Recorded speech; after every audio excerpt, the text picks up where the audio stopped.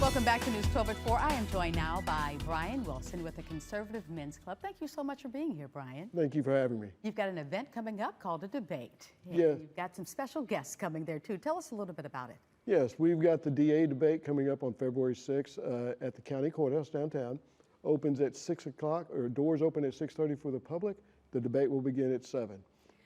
Two great candidates that are up for DA this year, and we want to give the public an opportunity to hear straight from them what they want to do for the county. Right. A lot of times we put all of our attention on the major races, right? But it's important that we pay attention to what's happening locally as well. Exactly. I mean, local, we run into local every day. We live here, we work here, we have our families here. There is all kinds of things going on. So local races matter as much, if not more, than state or federal races. Local is where you get your policing, it's where you get your county roads, your city roads, everything is coming out of local. Your schools, all the property taxes that you pay are all decided local. None of that is coming from state or federal sources. So local races do matter. The DA's debate is going to set the tone for the criminal justice system probably for the next 4 years. Right. We need to get this right as a county and as a citizen. That's right. You know, our mail is coming, and we're getting a lot of those mailers from political candidates. What are you hoping people take away from the debate, and why is it important for them to show up? I think they need to show up because they not only need to hear what the candidates are saying through the mailers, as you said, because we do get inundated with mailers, but that's their campaign pitch and what they're putting out there.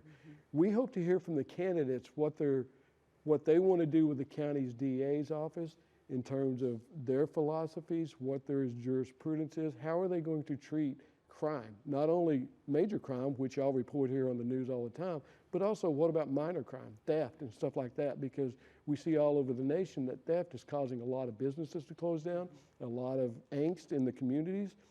We don't have that here in Grayson County. We don't want that in the future either.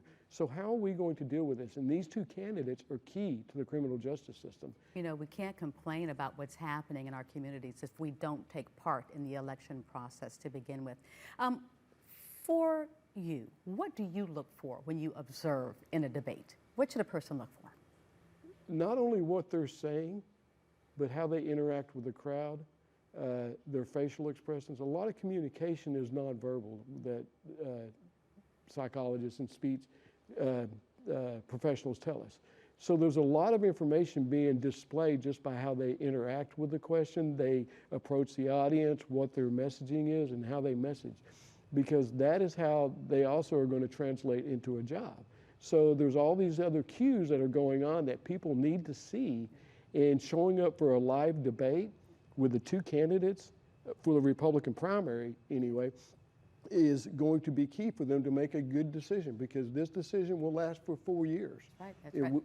I'm glad you called it a job interview, because that's what it is. We need to listen to them very carefully and decide if they're our person for the job. Thank you so much.